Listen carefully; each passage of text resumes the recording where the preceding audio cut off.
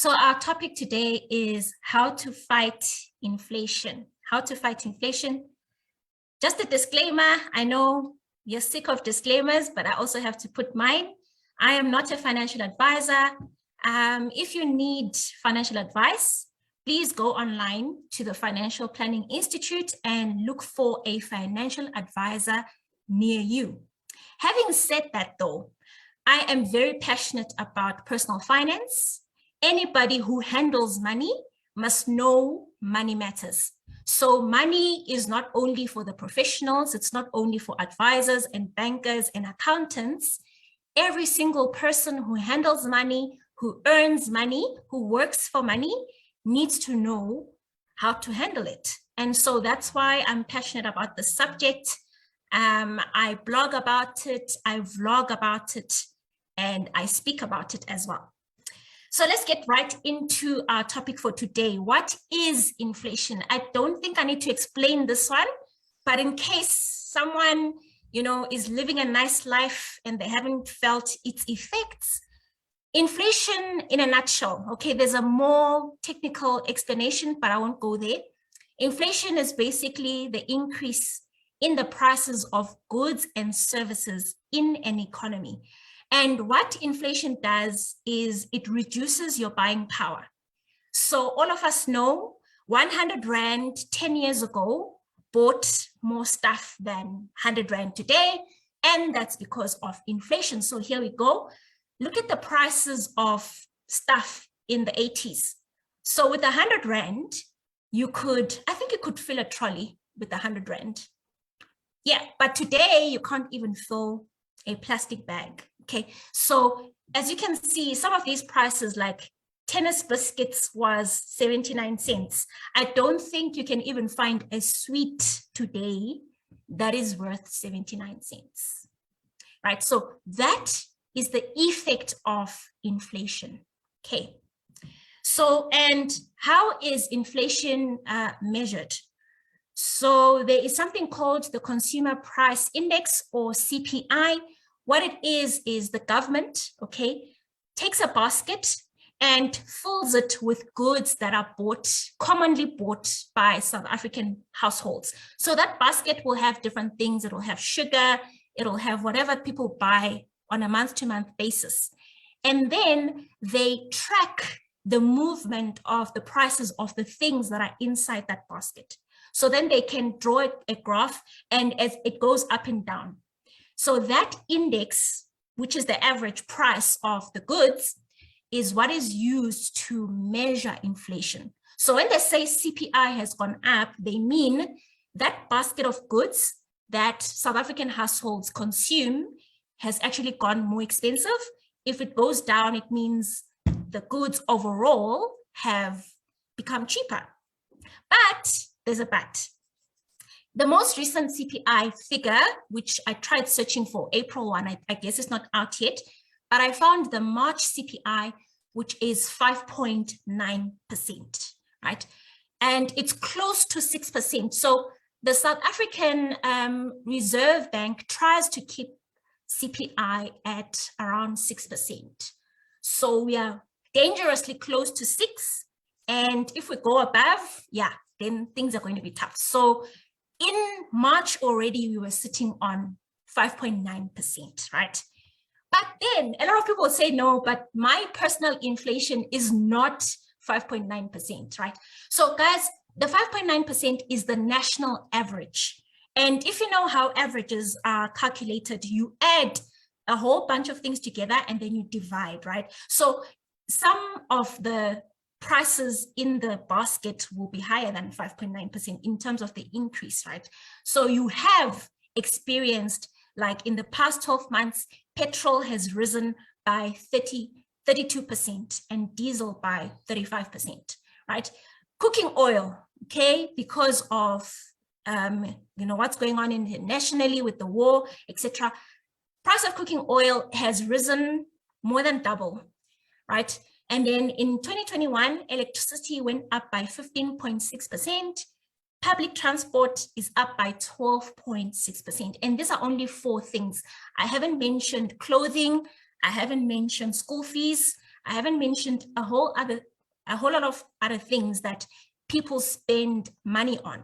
So your personal inflation can very well be higher than 5.9%, right? And so that's why a lot of people would be feeling out of pocket right now, because your personal inflation could be much, much higher than 5.9%. And I am guessing that it is for most people, right?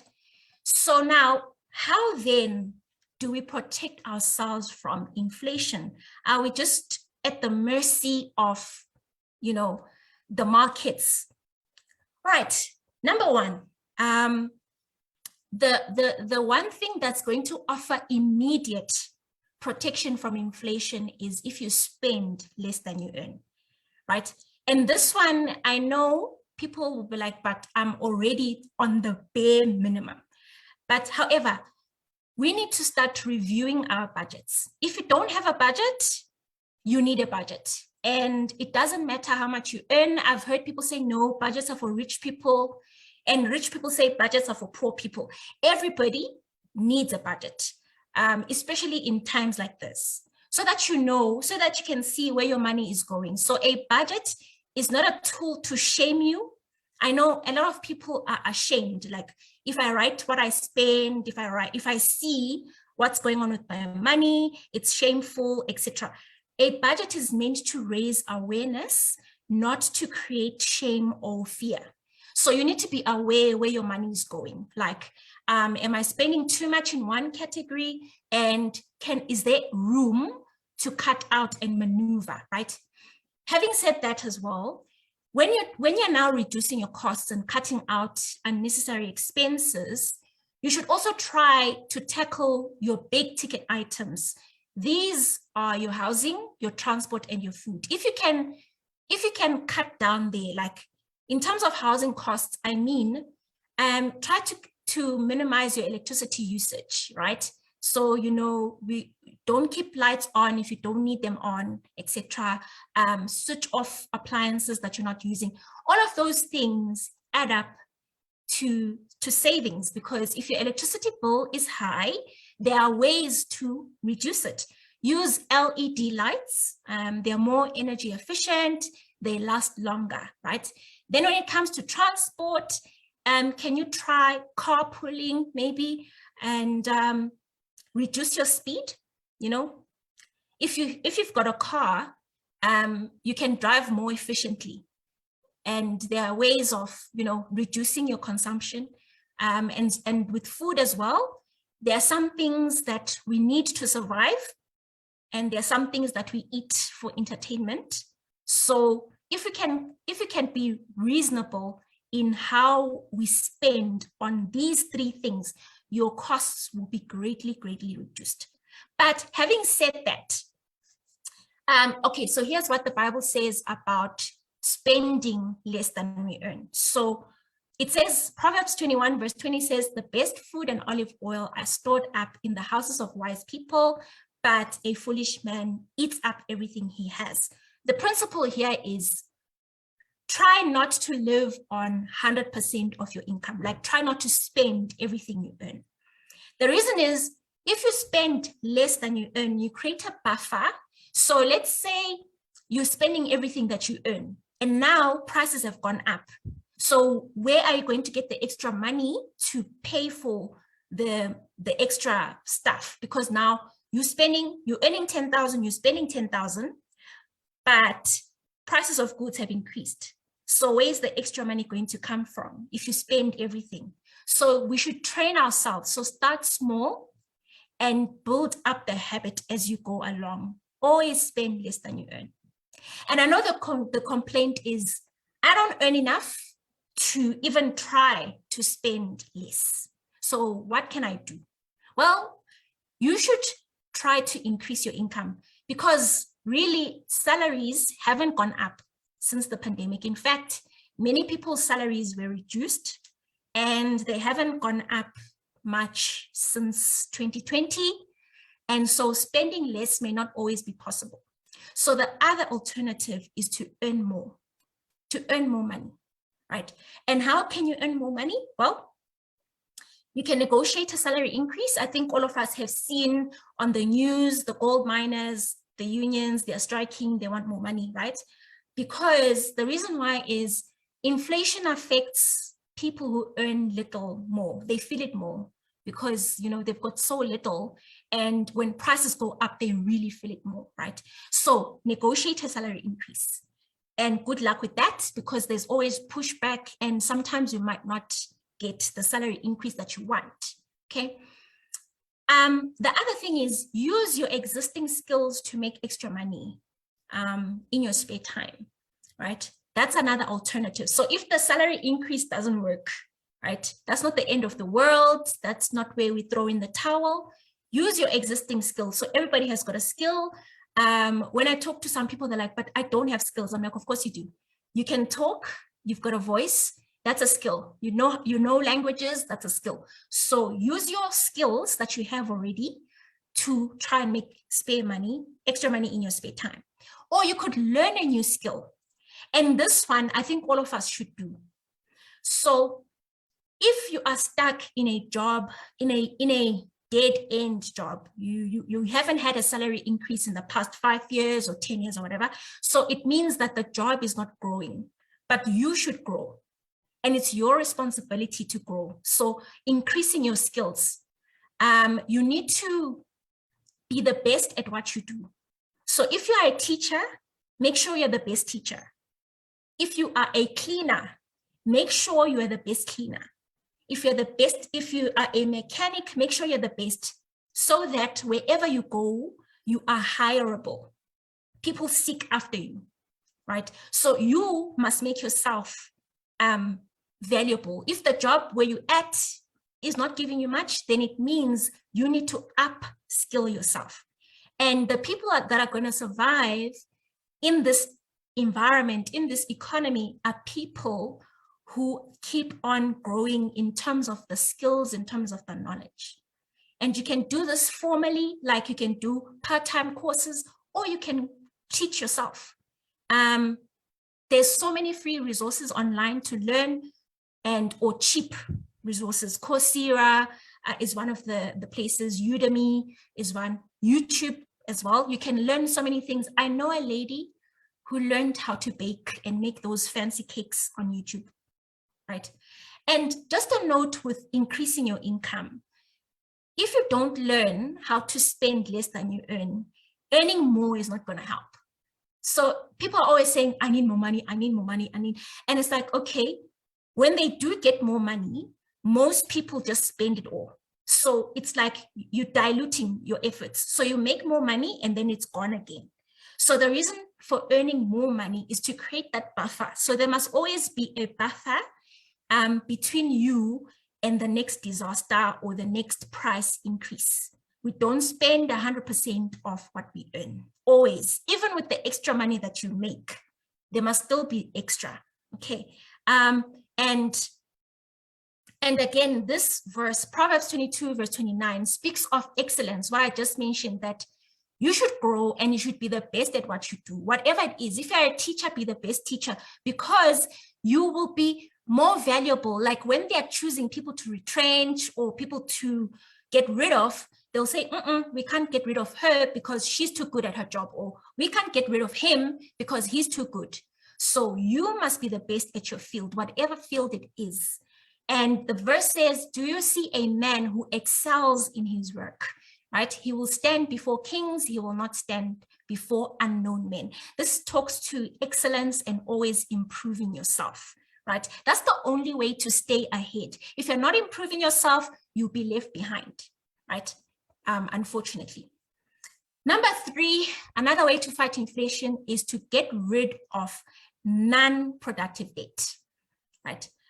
The Reserve Bank recently raised interest rates, and already, if any of you have got debt, you've already got the SMS from your bank, from Westbank or from wherever, saying your installment month end is going to go up by X amount, right? So debt has become more expensive to service.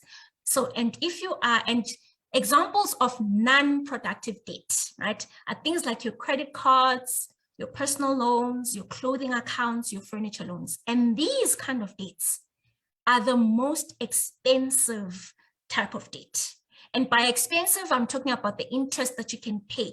So for example, with a credit card, most credit cards have got about an interest of up to, it can be more, 17.5% interest.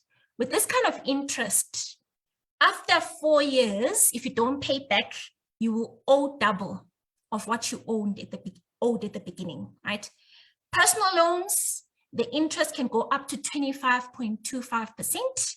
And if you don't pay back what you owe on time, after just 2.8 years, you owe double. And so you can see why sometimes people get caught in a debt spiral, because the debt starts to grow like a fire, and after some time, they're just not able to keep up anymore because the debt is growing so quickly.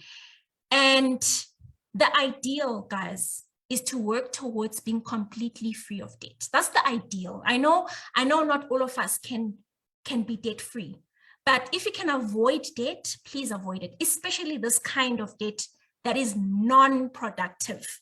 The debt that is okay is productive debt, which is debt that is going to give you money at the end of the day, like you're using it to buy investment properties or you're using it to invest in a business.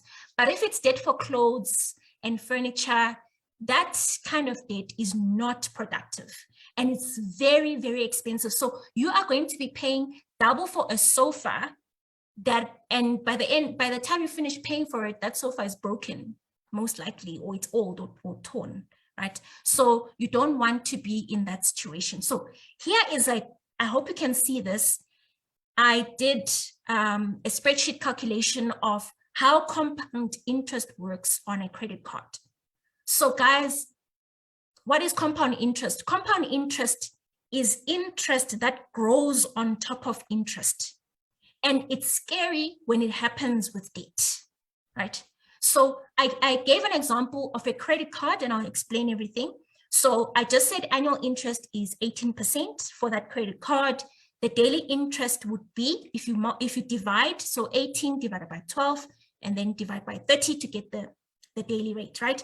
So the daily rate would be 0.05%. This is how much will be added onto your balance daily, right? So let's assume this person on day one, they are owing 50,000 rand, right? After day one, when you add interest, they'll now be owing 50,025 rand. Doesn't seem like much, it's like, oh, okay, but this is day one, right? On day two, the opening balance is no longer 50,000, it's now 50,025. And then you earn interest on top of that. This is the interest owing, right? By the end of day two, they'll be owing 50,050, right? Day three, so then the new balance on day three is 50,050, you earn interest on top of that. So that's compounding, right? At the end of 15 days, they will be owing 50,370 something. So that's 15 days. Imagine how much they'll owe after 30 days, after 6 months, after 1 year. It's so scary because it's the interest is just growing on top of previous interest and it snowballs. And that's how people get into trouble. Like, I've been paying so many years and I'm not finishing. It's because the interest is compounding, it's growing compounding, right? So getting rid of debt is actually addition by subtraction. So by just removing that debt, you've earned 18%. If that's what you were paying, you've removed an 18% cost, right? So that's actually an addition, right? And the Bible speaks very strongly about debt, right? It says we shouldn't be in debt. You should get out of debt as soon as you possibly can, because it robs you. The fourth way to fight inflation is to minimize your taxes. Income tax in South Africa is so high. So here is a table. Okay, this is the SARS, the South African Revenue Service tax table for our current tax year.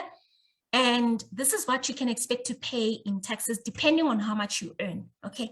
So our tax starts from 18% right up to 45% for those with nice life problems, okay? So our taxes are very, very high.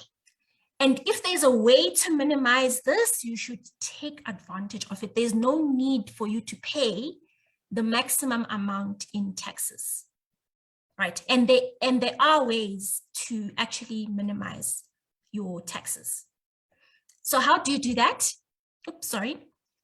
The way to minimize your taxes is take advantage of tax shelters. Okay, so there's a way, so there's tax evasion, that's illegal, okay? But there's tax avoidance. Tax avoidance is where you use methods that are allowed to reduce your tax bill. And one of the easiest ways to reduce your tax burden is to use tax shelters, your pension funds. Okay, so any money that you contribute towards your pension fund or provident fund or retirement annuity, that money is pre-tax. So they don't tax you on that money. So let's say you earn 250,000 Rand a year and you contribute 50,000 to your pension. You are only taxed on 200,000. You're not taxed on 250. Okay, so already that's a tax saving because they're taxing you on a smaller amount than if you didn't contribute at all. I'm saying this because I know for employees, you are forced, most employees are forced, they don't have a choice whether or not to contribute to their pensions. But I'm more concerned with self-employed people, business people, hustlers. You know, hustlers, I much respect to hustlers, but you also need to contribute to your retirement annuity. It'll save you taxes as well, right? So if you're self-employed, working for yourself, open a retirement annuity and it'll reduce your taxes. And not only that, you're also preparing for your future, right? Because this money, you're going to earn it sometime in the future, so put it away, okay? And then still on the taxes, if you're changing jobs, please don't cash out your pension because that money is taxed. If you take out money from your pension fund, they'll tax you. Only 25,000 is tax-free. Anything above 25,000 of your pension fund that you withdraw is taxed. Basically, when you're taking money out of your pension, you are borrowing from your future self and you have to replace it. So I know people say, okay, I'm going to take this money, I'm going to pay off my debts, I'm going to whatever. Okay, if you take out money from your pension, replace it. You must pay it back because that's for your future self. Don't steal from your future because your future self will probably need that money more than you need it now. Trust me. And then another way to minimize your taxes is to become an investor or a business owner if you can. In general, investors and business owners pay less tax compared to salaried people, right? Because businesses only pay tax after expenses, whereas we, the salaried people, will pay tax before expenses, right? So the tax is taken upfront and we still have to sort out rent and whatever. Whereas with businesses, they pay their expenses first and then only pay tax afterwards. So as an example, I'll give an example with dividends, right? Dividends are taxed at a lower rate than a salary. So for example, a person earning 1 million Rand a year, nice life problems again, they can pay up to 41% of their salary in tax. But a person earning 1 million from dividends would pay about 15 to 20% in taxes, you see. So already there's that big difference, okay? Now, the next is, I know this is most people's favorite topic, is to invest in inflation beating assets. So all of these strategies that I've shown you, you can do them all at once or one after the other, but they can be applied at the same time. So you can spend less than you earn, get rid of debt. So these are all ways to help you to fight inflation. Now, cash. a lot of people have got a love affair with cash. We love saving in banks. We love stokvels. We are so notorious. We love stokvels. And then in December, we're going to cash out and buy Ultramel and choice assorted biscuits, you know, Gube Mnandi and stuff. Cash. Cash in the bank or under your mattress or anywhere is destroyed by inflation over time, right? Your money, in order to not be poor, needs to grow at a rate that keeps up with or exceeds inflation. If you don't do this, you will not be able to afford your lifestyle in the future, especially when you are no longer able to earn an income. And I think a lot of young people, we think we're going to be working forever, we're going to be earning the same salary. Guys, there's a time out, right? There's going to be a time when your company is going to give you, in the past, they used to give people keys, I don't know, or some champagne glasses, and they watch and say, you know, that's your last day. But there is a point where you're going to stop working. Well, for a company, you might continue working maybe on your own, but formally employed, you're going to stop. And when your income dries up, you still need to eat, right? So where's the money going to come from? It's going to come from the investments that you're making now while you're working. So while we are working now, that's why we shouldn't be spending 100%, because some of the money that we're earning now should be put aside to take care of ourselves in the future, right? So, and that money that you put aside for the future must be growing above inflation. Otherwise, you won't be able to afford your lifestyle in the future.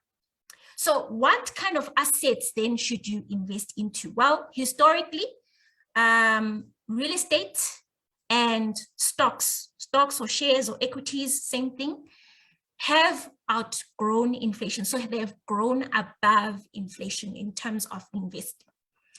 Now, how do you invest? Well, you can do it yourself. You can DIY, okay? But you don't have to. You can invest with professionals. So you can give your money to asset managers to invest on your behalf. So you don't need to know how the market works or how real estate works or whatever it is. There are asset managers, professionals who went to school for that. They can invest on your behalf, right? So you don't need to know how to invest on your own if you don't want to invest on your own. If you want to invest on your own, you can learn, but there's no need to invest on your own. So well, this is not endorsing any company, but I'll just mention, because people are like, okay, what is an asset manager? Asset managers are people like Satrix Investments. I'm sure some of you have heard of them. Signia Asset Managers, Alan Gray. Everybody knows Alan Gray. I think they've done a good job with their marketing department. Okay, so Alan Gray, that is an asset manager. And usually you can start investing 300 Rand, 500 Rand a month. They can allow you to invest, right? And you're investing in shares, in stocks, in real estate. Okay. Now this is, this picture is from the Savings Institute, South African Savings Institute. It just shows the performance of asset classes against inflation. So remember I said, if you want to not be poor or to afford your lifestyle in the future, your money must grow above inflation. So cash, okay, cash is the worst. So cash in the bank or under the mattress or in your piggy bank, it grows at 0 or 1% above inflation. And that's not going to cut it, right? So what is cash good for? So this is not to say, oh, now people must stop saving and invest everything. Cash is excellent for short term. So if you know you're going on holiday in December, save your money as cash, okay? If you know you want to pay for a deposit for a house that you want to buy next year, cash is fine. Cash is good for saving for emergencies. All of us must have emergency funds. You must have your emergency fund in cash, okay? That's fine. But the purpose of cash is not for investing. It's for consumption in a short space of time, right? But if you want your money to grow and outpace inflation, then you need to look beyond cash, right? Then we've got bonds. Bonds are another asset class where it's basically a loan that you make to the government. Okay, so government bonds historically grow between 1% to 3%. Also not so great, better than cash, but they don't knock the lights out, right?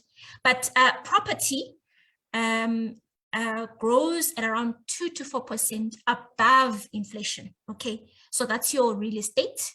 And then equities are number one, where they grow between 7 to 9% above inflation. So if inflation is 6%, your equities are giving you 13 to 15%, right?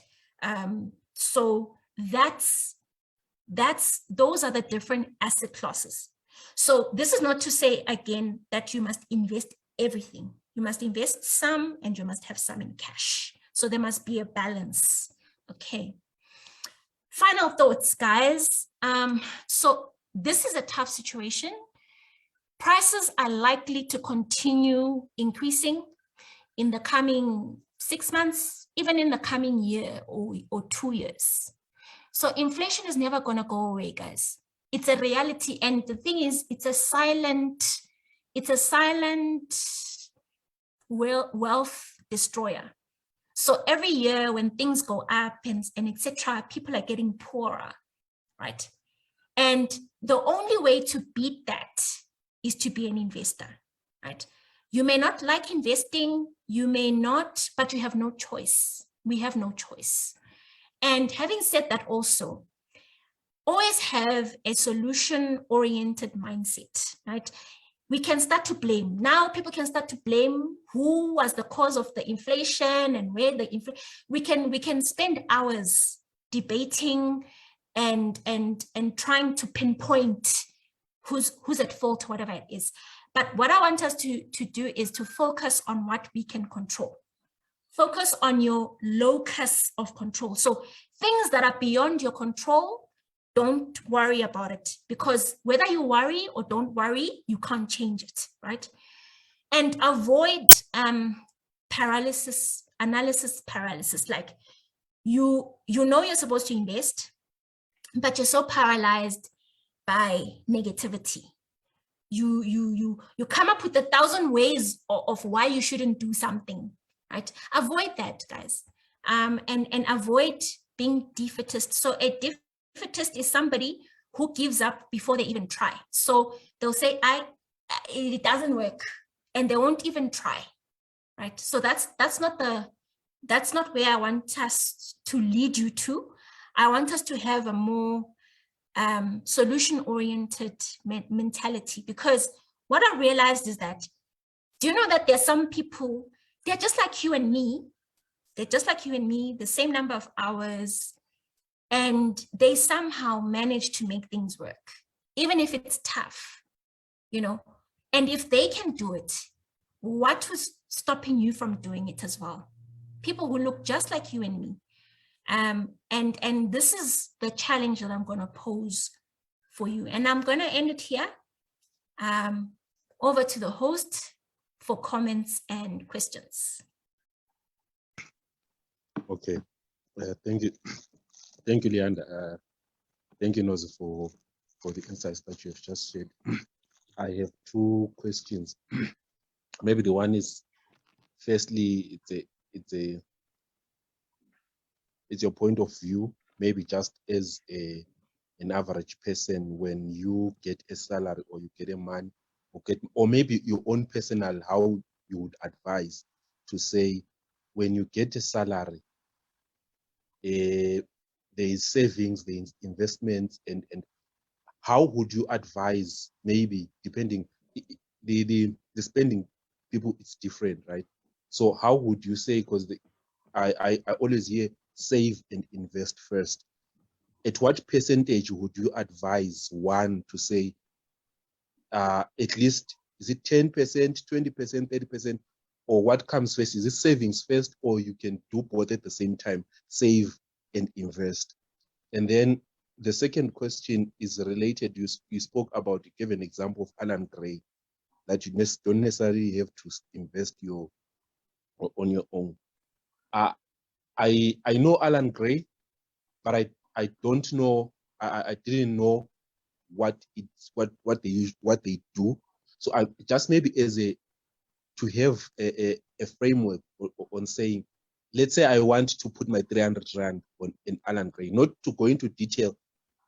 That 300 Rand, when do I expect dividends? When do I expect, can I ask it back? Or what happens when just to have a framework of saying, if I'm doing this thing, this is what I should expect in this investment game.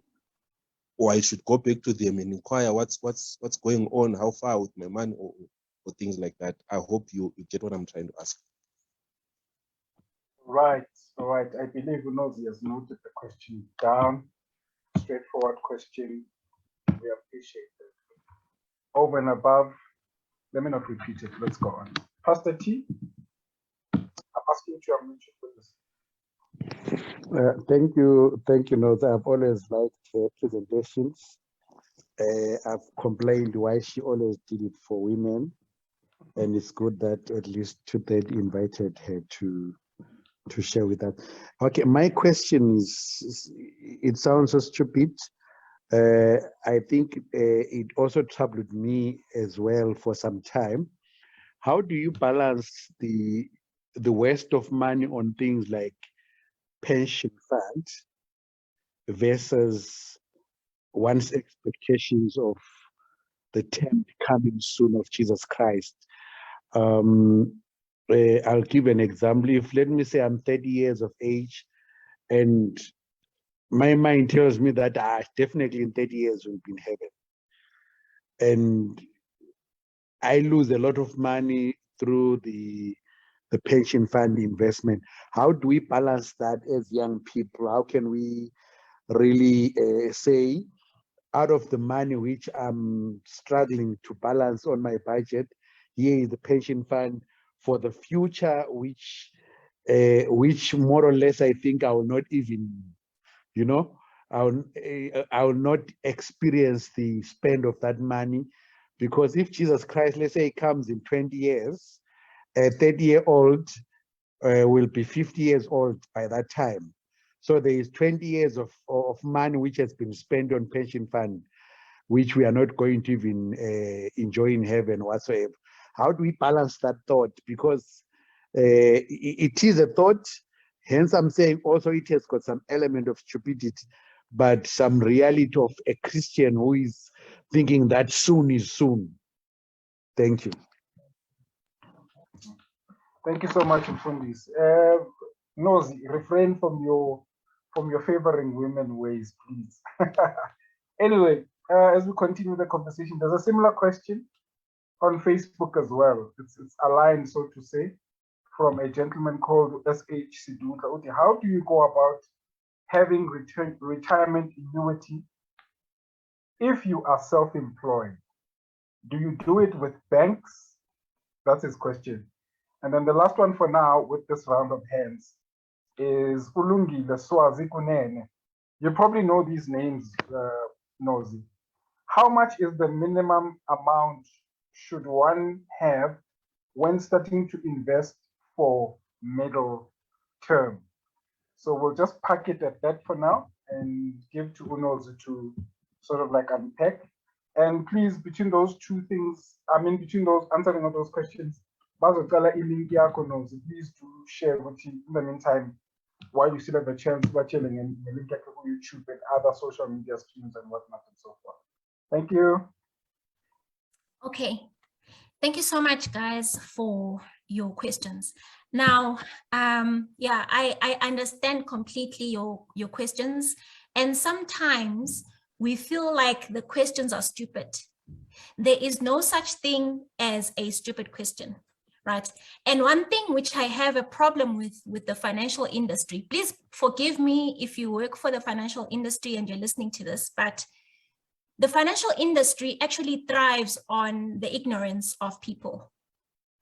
So, and the information is there, but it's kind of hidden behind jargon, big words, and in language that we don't use in everyday terms, right? So they use words like that you've never heard before.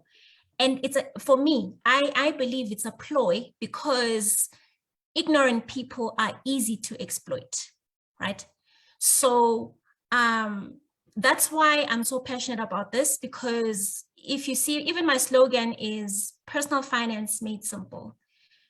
Finances, guys, are not as hard as you've been made to believe, okay? The moment, if you've got a financial advisor or anybody that's helping you with your money that makes you feel stupid, it's time to look for somebody else, okay? That's the first thing that I'm going to say. And there's no question that is stupid when it comes to anything really, because that's how we learn, all right?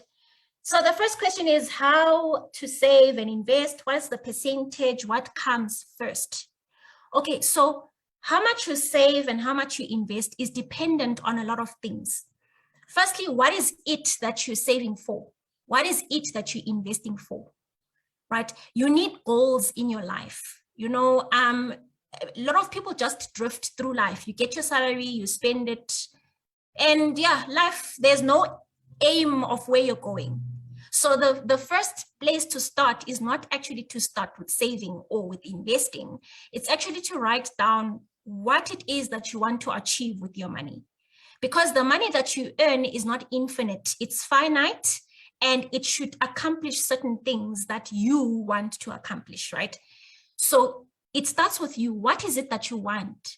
What are you saving for? So if you just save just for the sake of saving, that's why a lot of people even end up spending that money, because it's not pegged to anything, you're just saving. But a good rule, a good place to start would be to save for emergencies, because all of us experience emergencies sooner or later, and you need cash. So you start saving and you start with what you have, guys. Start where you can. So a lot of people, they want a percentage like, yeah, no, tell me how much I should save. If you've never saved in your life, if you've never invested in your life, start where you can. If it's 1% of your salary, save 1%. If you can afford to save 10, save 10, right? But the rule of thumb is save as much as you can and invest as much as you can. So there's no limit, there's no ceiling, actually. When it comes to savings and investing and investments, you can save as much as you can. There's no ceiling. So the key is to start. And what comes first? I'd say savings comes first. If you don't have an emergency fund, don't even think about investing. And I know it sounds counterintuitive, like, okay, but if I invest, I'm going to get returns. No, not so fast. If you don't have an emergency fund and something happens, as we were talking with the advocate, he had to replace a tire on his car. Now, if maybe he's not insured or whatever it is, or maybe he needs to put money from his pocket to buy a tire, and you now all your money is tied into investments. Investments don't work like savings, okay? Investments need time to grow, and usually you can even lose money in the short term, right? So your savings are there as a buffer between you and things that happen in your life. Tires, like Ashley said, burst and they need replacing, and you need money for that, right? So savings will help you from getting into debt, from getting personal loans or mashonisa and credit cards. So savings first, the percentage is as much as you can, but start small, okay? Then the next question is, what happens when you invest with an asset manager? How do you earn dividends? Okay, so when you invest with your asset manager, so this is where a financial advisor comes into play now. If you don't know what's going on, one thing that I'd say though is we need to educate ourselves. This information is there, right? You just need to read up a little bit and understand what exactly is an asset manager, what do they do? So an asset manager will invest for you based on your risk profile and based on how long you want to invest also. So, excuse me, so they'll look at your age and when you want your money back. So if you want your money back in a short space of time, they'll probably put you into lower risk, like income funds, or balanced funds. So these are funds made up of cash and bonds, and not necessarily too much of shares, or property, because those are more higher risk. So if your time frame is shorter, the asset manager would then give you like a balanced fund or an income fund. But then if you've got a higher, like a longer time horizon, so you're investing for longer, so 10 years, 15 years, 20 years, then they'll give you an equity fund or a high growth fund, which would be like, it has shares in there, it's got property in there, because those two are the ones that grow above inflation, but they need time. So they won't give it to you for short spaces of time, they'll give it to you for long time. And how do you know? When do you earn dividends? They send you statements. And some of them are quite cool. Like with the one I use, you can actually log in and see how your investments are doing. They'll send you statements. You can see, oh, this month I earned dividends and they invested them again. So you can read the statement and see where your money is going. Now, a point with asset managers, this thing, money is so broad, guys, but I feel like I have to mention this one. So not all asset managers are equal. Investing is not for free. Okay, so when you give your asset manager money, they are going to pay themselves from that money for investing on your behalf. They'll take it's called a investment fee. Let's just call it that, an investment fee, right? So some asset managers charge higher fees than others. So you have to be careful. So this is where you need to like shop around to compare fees. And if that's a challenge for you, that's when a financial advisor becomes valuable. Okay, so that's where a financial advisor comes in. And again, moving on to Pastor T's question, it's not a stupid question. I've heard of this before, like, we are Christians, we believe Jesus is coming soon. So what's the point of, planning for the future, investing? What if Jesus comes? Guys, money management is all about stewardship. So we are supposed to be good stewards every time. Even if Jesus is coming tomorrow, you still need to be a steward of money. And Jesus said, occupy till I come. He didn't say stop going to work. He didn't say stop going to school, because there are some people who believe, no, my kids shouldn't go to school because Jesus is coming. I shouldn't get a job because Jesus is coming, and they just go into the bush and wait. That's not what the Bible teaches. Whatever you are found doing, be faithful in that. Even in handling your money, you should be faithful and invest what needs to be invested for retirement, because that's the responsible thing to do. And if Christ comes before you retire, that's okay. You've been a good steward. Other than you being in debts, you are drowning and etc. And then Jesus doesn't come and you're stuck, right? Because no one knows when he's coming. So we prepare. And if he comes, he'll find us that we were good stewards, okay? Someone says, how do you open a retirement annuity? You open it online. So guys, the internet is a gift. It's amazing the stuff we can do today with the internet. 20 years ago, you'd need to physically look for a broker or physically go to someone's office. But today, on your phone even, you can open a retirement annuity online. They'll just give you forms to fill in, you sign, and online as well. And you open your retirement annuity and you start contributing. And someone says, what is the minimum to invest? Again, so this all boils down to your goals. This all boils down to your goals, and there's financial planning involved as well. So if you are, let's say you're saving for a deposit for a house, surely you are aiming, what type of house you want to buy, more or less the price of the house, and maybe you want to save a 10% deposit. So let's say you want to buy a house that's worth $1 million and you are going to save 100,000.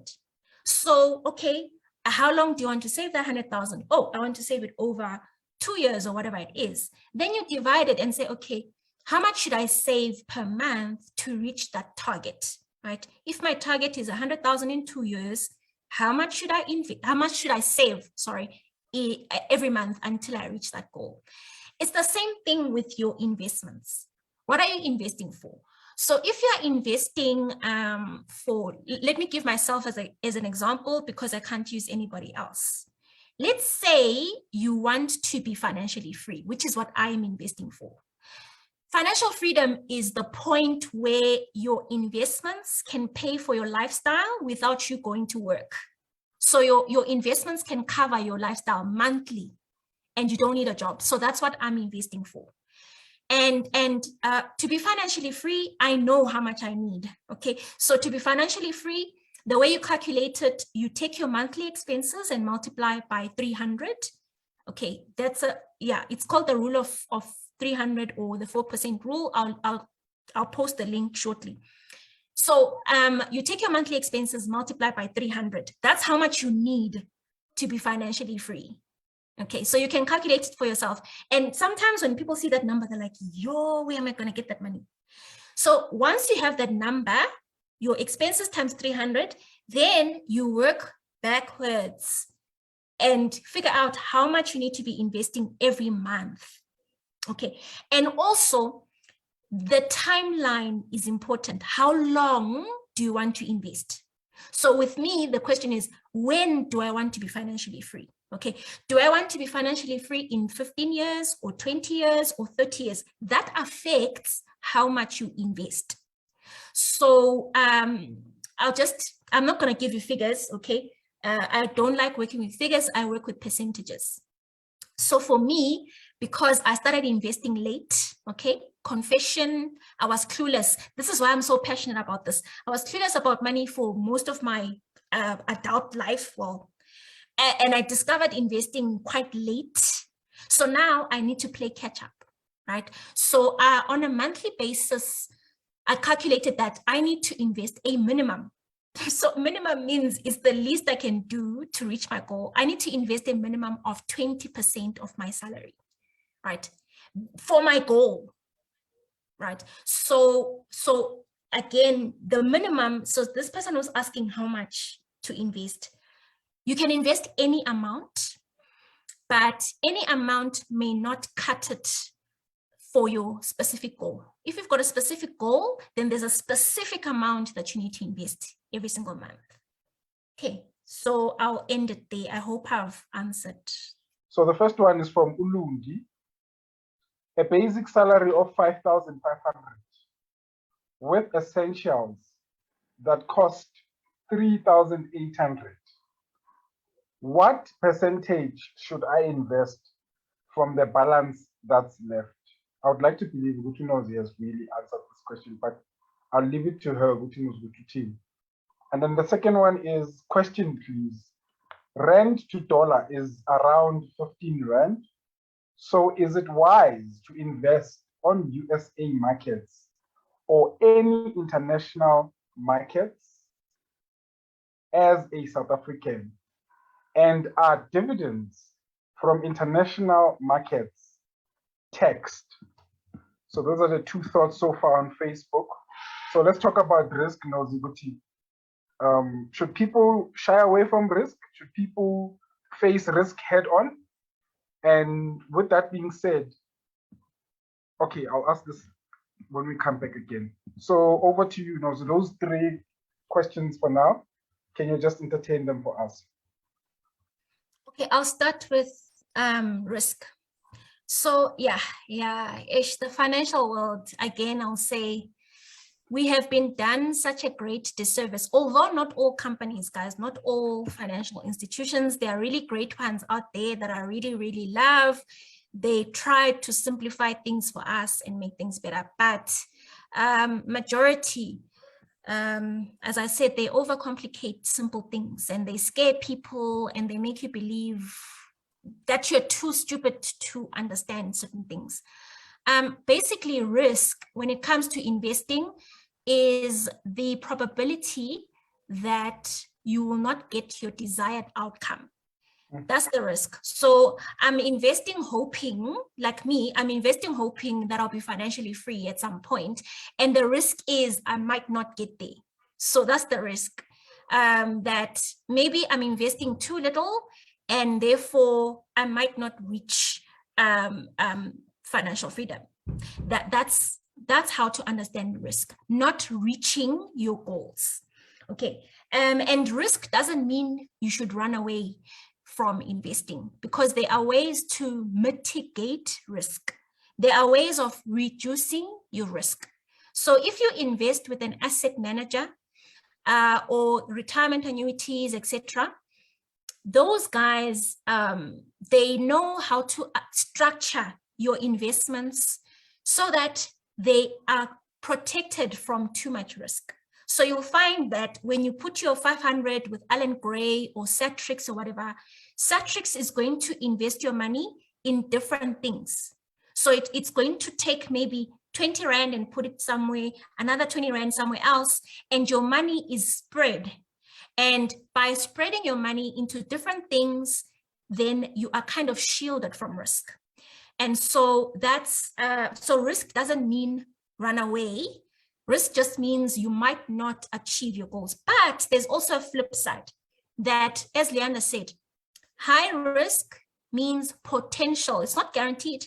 Potential higher returns, because you have to be rewarded for actually risking your money. And people who just save their money are not risking anything. So there's no reward there because you're just putting it in a bank. There's nothing ventured there.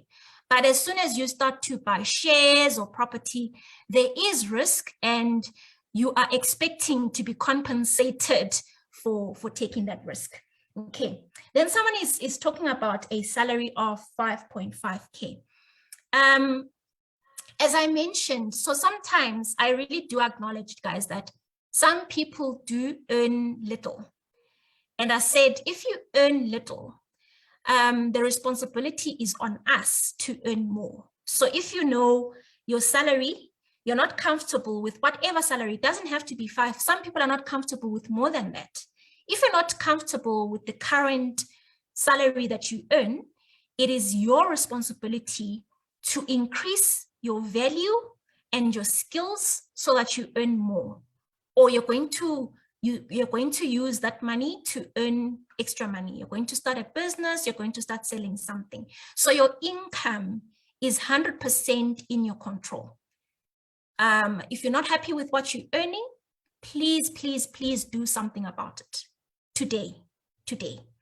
And I would say a lot of us have got a lot of time on our hands that we can learn a new skill. Give yourself an hour a day to learn something. Either you're learning how to bake or you're learning something of value that can increase your income so that you are able to invest. And again, with percentages, as I've mentioned, depends on your goals. And I said, invest what you can. And you should invest as much as you can. There's no ceiling. Again, there's no limit to your investments. I know people who invest a lot of, like more than half of their salaries. And that's okay, okay? It means they'll reach their goals sooner. They'll reach it quicker. And then in terms of international investing, someone is asking, is it wise that, you know, the Rand is around, it's not 15 Rand. I think it's closer to 16. Yeah, I checked on Friday. I think it's, yeah, close to 16. Well, what I'd say is it's good to diversify, obviously, to not have all your eggs in one basket. So it's good to invest even outside, but you don't have to take your rands outside of South Africa. There are global funds that you can invest into in rands. So if you invest on your own, like on the stock market, you can buy international ETFs, those funds with shares of American companies and other companies. Even asset managers also have global funds. So you invest in rands, but then your rands then are invested in international companies. So you don't have to physically take your rands out, but you can also, there's also that option to say, okay, I want to actually invest in hard currency, like in US dollars. There's also that option as well, to take your money and invest it directly on the New York Stock Exchange or the London Stock Exchange, etc. But with that, you need to be, you need a will and do proper estate planning.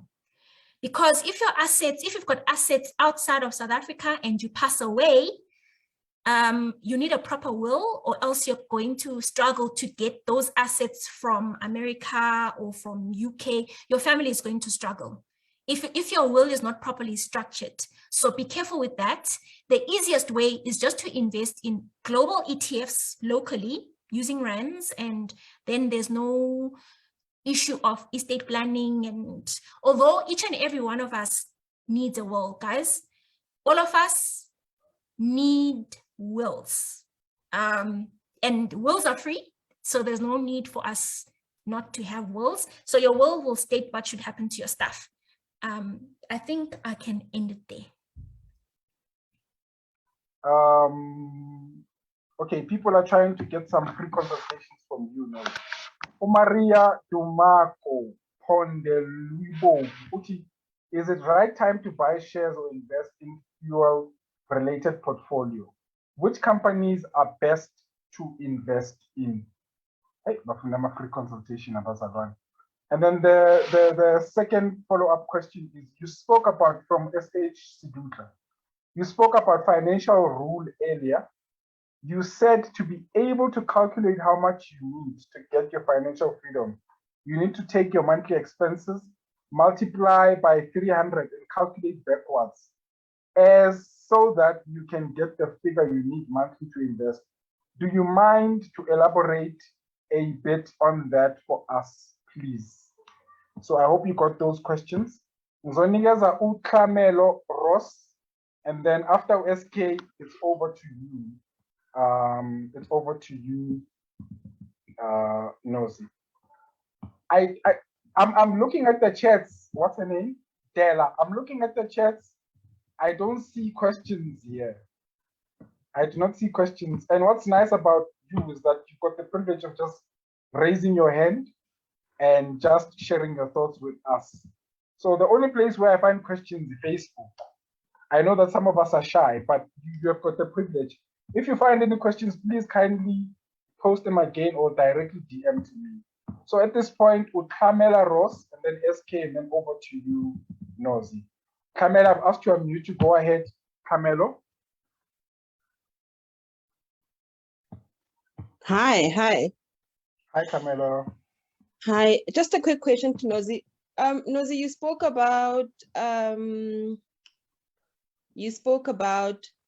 consulting a financial advisor if you don't understand, or you don't know which wealth asset manager to choose, and you spoke about them getting their percentage from your money. What is a decent percentage for them to take, one, and two, what is the difference between these two? Okay. All right. Thank you. Thank you so much, Camelo. Sorry about that. SK, go ahead, good sir. Question or comment? I've asked you to unmute you. Hello. Yes, sir. Okay, now I've got, I think, two questions. The first one is that what's the difference between insurance and assurance? And then after that answer, then I would have a follow-up question. And then the second question is some spiritual guy, or let me say some elder, once told me, no, it was some pastor, once told me that gambling or playing lotto is using your money to get money. So what are your thoughts there in terms of investment using your money? Thanks. Right. Over to you, Nozi. Okay, thank you. The last one, I'm just jotting it down so that I don't forget. Okay, so someone says, is it the right time to buy shares? For me, the answer is yes. It's always the right time to invest. So monthly investing, it's called Rand cost averaging. So what that means is that, so sometimes your shares, when you buy them, they'll be at a higher price. And then sometimes when you buy them, they will be at a lower price. But on average, you average out the costs. So you invest all the time, right? You don't try to time the market, which is what sometimes people do. Like right now, for those who are investing in the stock markets, the US stock market has crashed, like as in minus 20%. And it's a bargain for me. It's a bargain. But some people are saying, oh no, we should wait. You know, if you wait, you don't know when the market is going to correct, and you're going to miss out when the market bounces back. In 2020, all markets around the world crashed in March 2020. And by April, the markets had recovered. And nobody predicted that. So people who panicked, stopped investing, took their money out, they lost out on the gains. Whereas those who sat on their hands, did nothing or invested more, they enjoyed those gains. So yes, it's time to invest. It's always time to invest.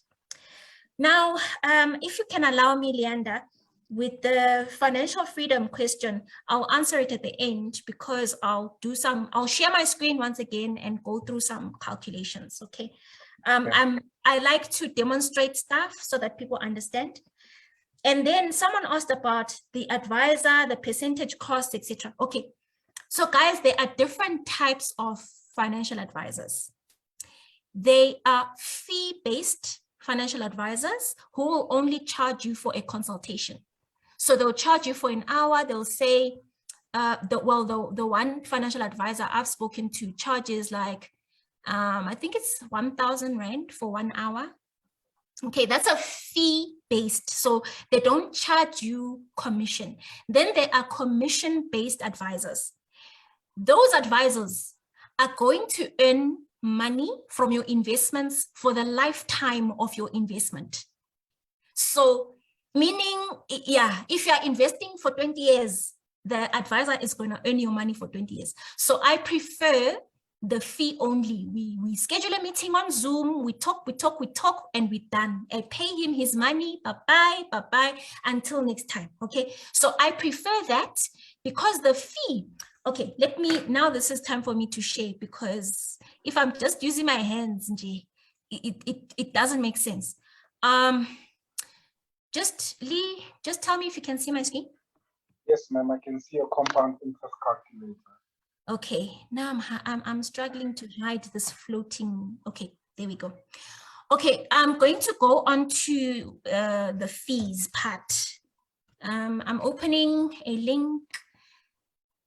It's called My Money Tree. Okay, somebody was kind enough to do a fee comparison for us to actually tell you what those fees actually mean in Rand terms. Because a lot of fees, guys, they are quoted in percent.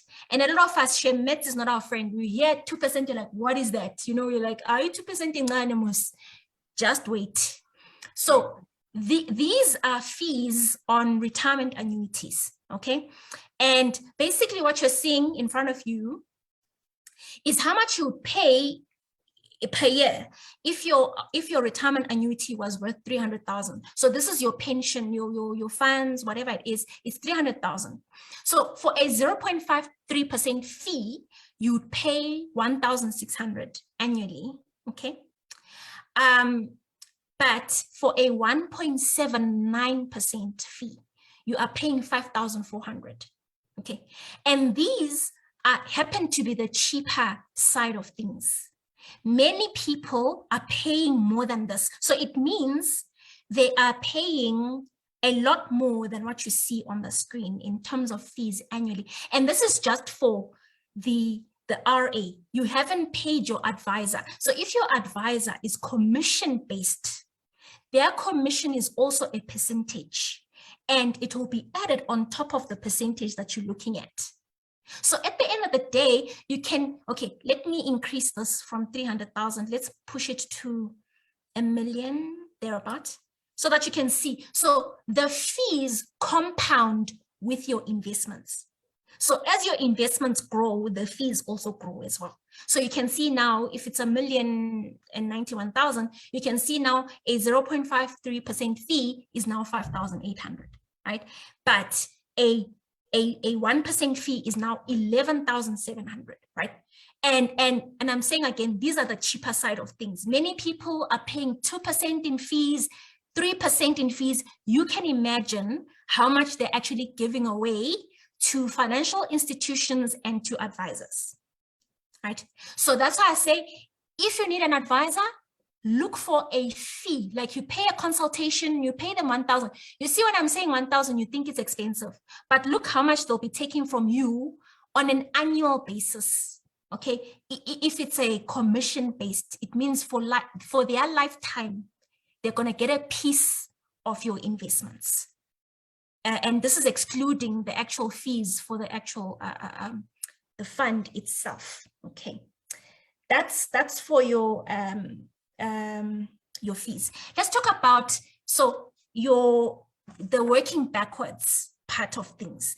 So I said to you, for you to be financially free, there's a rule called the 4% rule. And it was a study done by professors from the Trinity University. They figured out how much people need to retire. Okay, so they figured out you take your monthly expenses and multiply them by 300. That's a rule of thumb. It's not set in stone. Okay, it's a rule of thumb. So let's assume that somebody's expenses monthly are 10,000 rand. 10,000 times 300 is 3 million. So this person, in order to be financially free and not be dependent on a job, they are going to need 3 million.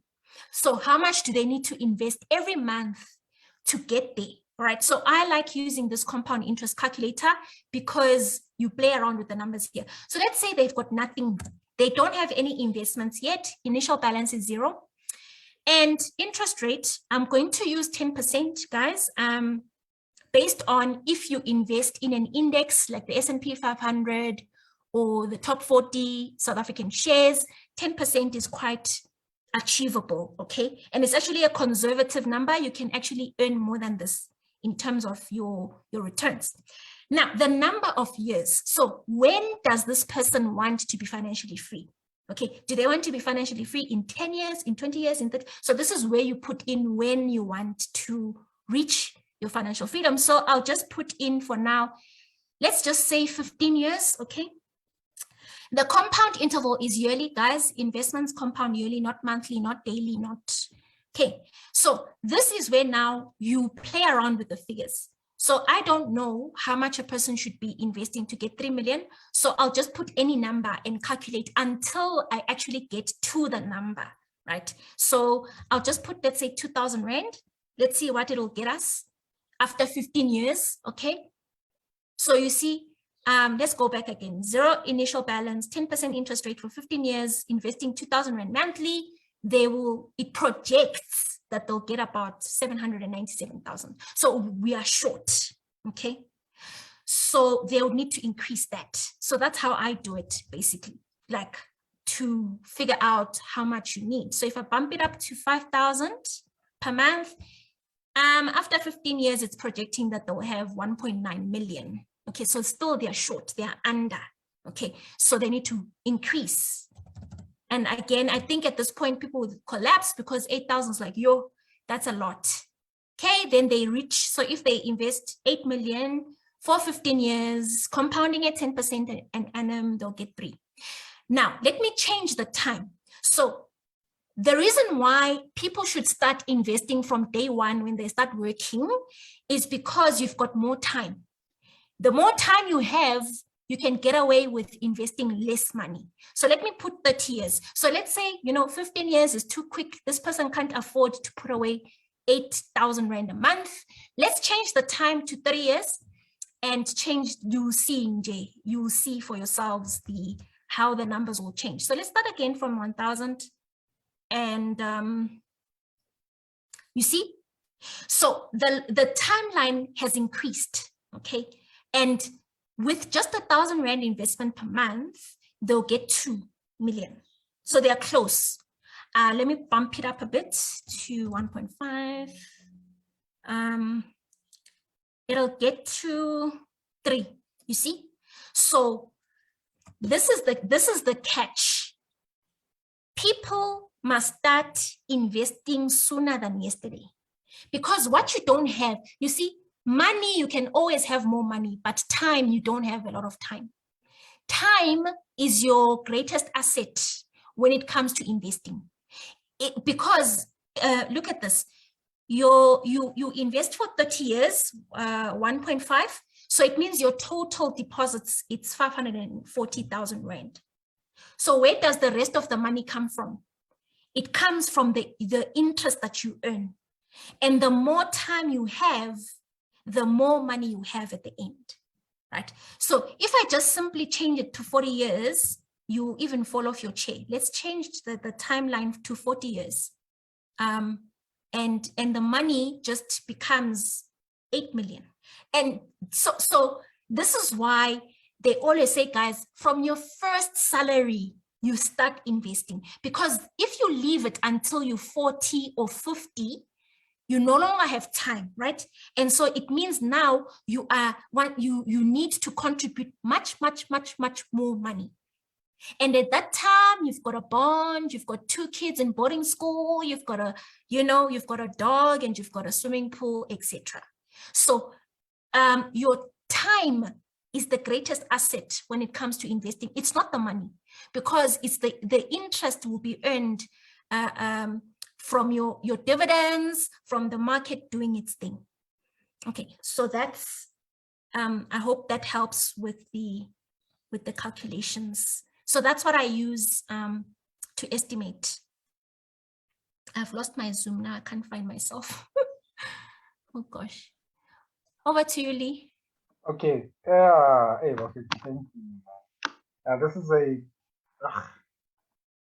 a good conversation, Bazalan.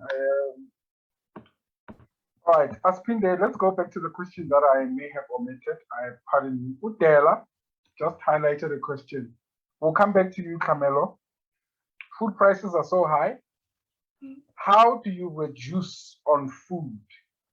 Or is it a matter of planting our own? All right.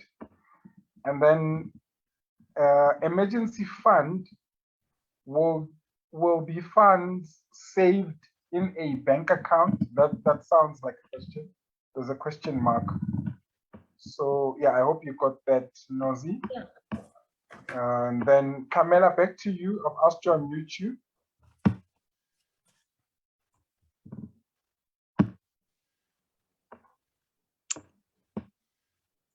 Hi, I forgot my question. Let's carry on. I'll raise my hand again. Sorry. Okay, no, it's fine. It's fine.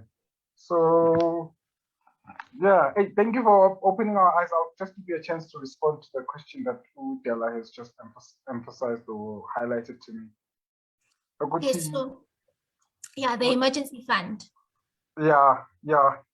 Anyway, I just wanted to just say wow to what you've just shared now about saving for 40 years. It seems like a long time, 40, 30 years or so. Seems like a very, very long time. But I suppose we have to start somewhere. All right, Camilla, I don't know if you dropped your hand and raised it up again. Let me lower it. If you do want to question again, please do raise your hand. SK, you did have a follow-up question. I don't know if you're pendulum. I'm asking to unmute you and then back to no. Anyway, let's deal with SK. SK, I've asked you to unmute you. Go ahead, sir. Hello, no, it's not a follow-up. I'm not sure whether I didn't hear when she was answering my questions.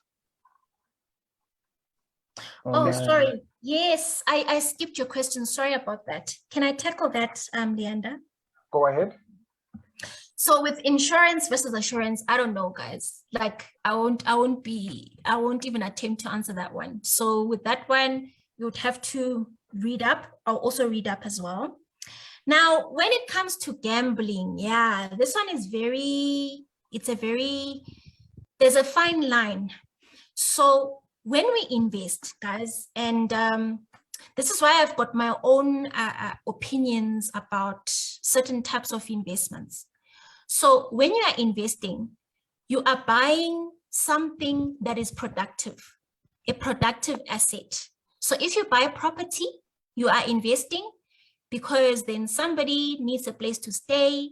They go into your flat and they pay you rent every month, etc. That's an investment. It's productive. There's an exchange of value. So you are providing accommodation to somebody, and then somebody pays you money for accommodation. With shares, it's the same thing again.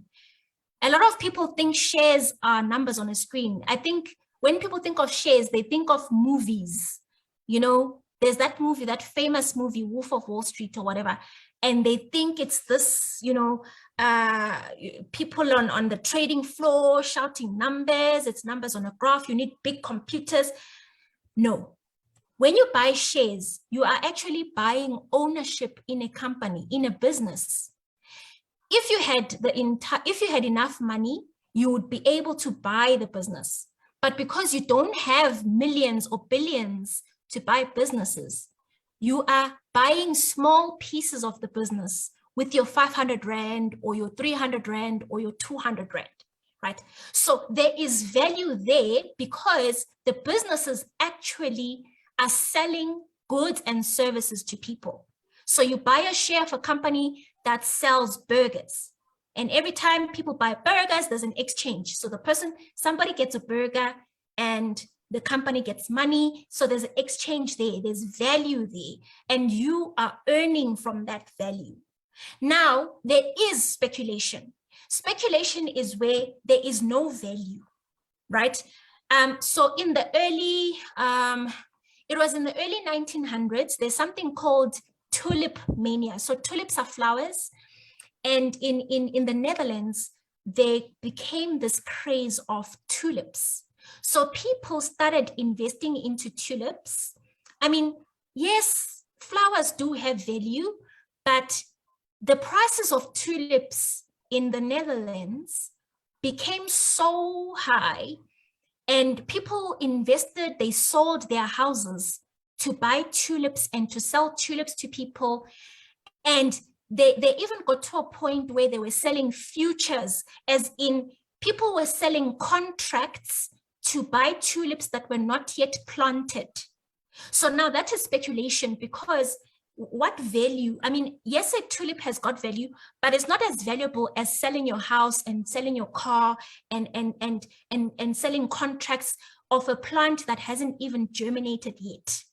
And the tulip mania got so bad that the economy in the Netherlands almost collapsed. You can Google this. It's called tulip mania.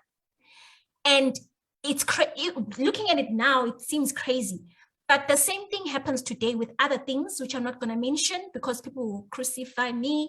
But if there's no value, like I mentioned, property has value. You're providing shelter for somebody and they're paying you money. With businesses sell goods, they sell services. There's an exchange of value there. But if you are now buying something just in the hope that someone is going to buy it from you at a higher price, that's now speculation. Where there's no value, like I can just create I can just draw a picture and sell it and say this picture is worth 1,000. There's no underlying, it's not producing anything, right? It's not producing anything. It's just sitting there, and I'm hoping that somebody else will buy it from me with a higher price. That's speculation. That's gambling, right? And that's wrong. Gambling, it's money basically from nowhere. You just selling stuff that doesn't have a value. It cannot be exchanged for anything. So that's what I'd say about gambling. Investing is not gambling, but speculating is gambling, and there's a difference.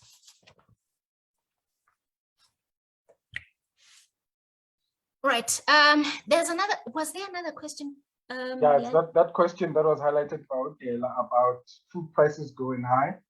Do we plant? Oh, yes. Or If you can, So those who are blessed, so not everybody is blessed to have a piece of land where they can plant in a garden or something. But if you do have access to even a small patch of land, you can plant, it will save you. If you can have tomatoes of your own in your garden or some herbs, lettuce, things that are easy to grow, definitely go for it. And also make sure, sometimes we get used to things that are not actually food. So there is food for nourishment, and then there are other things that we eat that don't nourish us. So it's time for us. I'm not saying we should deprive ourselves, but these times call us now to really to draw the line. There are some things that we enjoy eating, but they don't really benefit us in any way, and they could be even detrimental to our health. So be wise. I'm not going to be prescriptive, but you know yourselves. Be wise and make sure you're actually buying things which are nourishing to your body, and avoid things that are not nutritious, because number one, they also cost a lot. You eat more of those things because they're not filling, so you feel hungry all the time. So yeah, wisdom is needed there. So Ecclesiastes 11 verse 2, uthi invest in 7 ventures. Yes, in 8. You do not know what disaster may come upon the land. All right. So also, Nozi, if you could just share maybe a link here, compound interest calculator, because I think there's an interest on Facebook now, the compound interest calculator. Mantwa, I've asked you to unmute you. Go ahead, please, ma'am. Oh, hi, thank you so much. Nozi explained, thank you very much for the presentation as well. You actually explained shares very, very well. I really liked, now I understand it better, what are shares. But what I need to understand is what are easy equities or equities, because I always see people, we are always encouraged to also invest in equities. So what are equities? Because I now understand what are shares, which is much simpler. But yeah, if you can just help us with that one as well. Thank you so much. Thank you so much, Manto. You arrived nicely on the right platform. And then, Dr. Shep, Prof. Ubuza Uti, he's sorry that he came late. What is your view? I don't know about their view. Your view on cryptocurrencies? Yeah, you'll deal with that shortly. And then Ntimande, go ahead, my king, please. Okay, so my question is just simple. Since of the presenter, rather according to the presentation, right?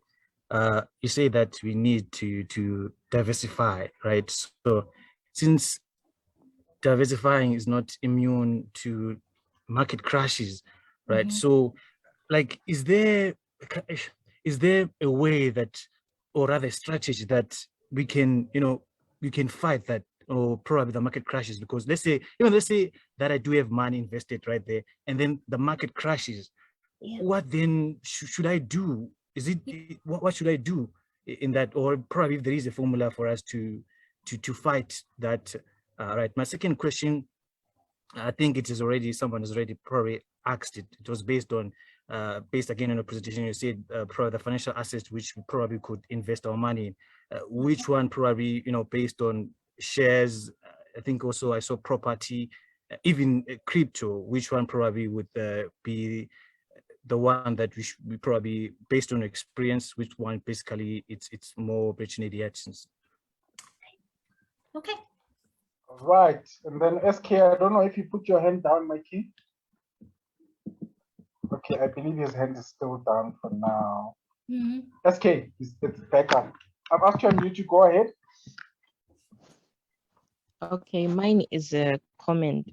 I wanted to just say that I've noticed when it comes to investing, especially with people that are above 25, they go to the bank and they are told that they qualify for such and such.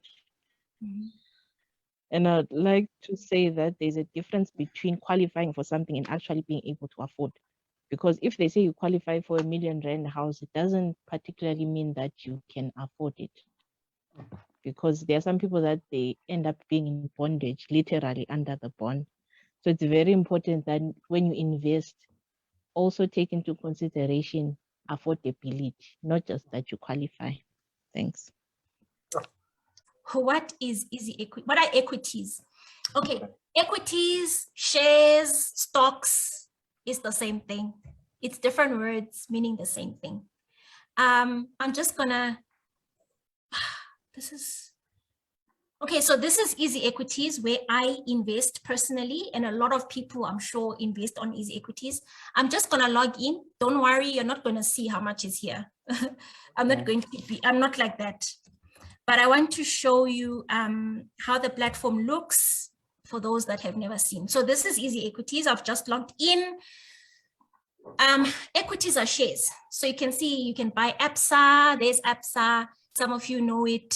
All Joy, Alexander Forbes. So those are shares, right? That you can buy on easy equities. And there's a reason why I'm logging in, because I'm going to illustrate something. Cryptocurrencies, my view. Okay, cryptocurrencies are what we call alternative assets. And cryptocurrencies are new. There's not a lot of data dating backwards. And also, cryptocurrency is not yet regulated. So if you go to a financial advisor, they probably are not going to talk about crypto, okay? They'll say, if you want to go into it, but it's at your own discretion. So they won't even want to be tied to say they advised you to go and buy crypto. So this is my view. I know people are curious. This is what I'm going to say. Don't put money for your children's school fees, for buying a house, or for your retirement into crypto. I know people are like, yeah, no, crypto has made money. I know that. I know crypto has made people millions. People have become rich literally overnight on crypto. But when it comes to investing, you don't only focus on returns, but you must also focus on the downside. You must also, so it's not only returns that your eyes must be on. There's also called downside risk as well. And crypto is very, very volatile, meaning it goes up. It can go literally one day, it can go up, and the next day straight down, right? And a lot of people last week were crying. For those of you who are into the crypto space, they bought Luna Terra, and Luna went from whatever it was to almost zero, right? And there's the whole social media uproar now. They're trying to sue. I don't know who they're trying to sue, but someone is getting sued because people lost their money. They put millions in there and they've disappeared. Having said that, if you are curious, it's okay. Put some money there, but don't put your life savings there. So if you know you want to, use money that you can afford to lose, like maybe 5% of your total investments can be in crypto. And the other percentage is in more regulated and more investments where we've got a lot of data. So going back years and years, hundreds of years, with investments that have been tried and tested. This is not to say crypto is bad, but the downside risk, you need to protect against that and put in a little bit of money. You know, it's okay. It's okay to be curious. What about crashes? I love this question. So stock market's crashing, you know, a lot of us are under 40, a lot of people on this platform, and some early 40s. So we're all quite young, right? And most people who started investing recently, so they've never experienced a crash before. And it's so new to them. They're like, actually, the stock market has crashed before.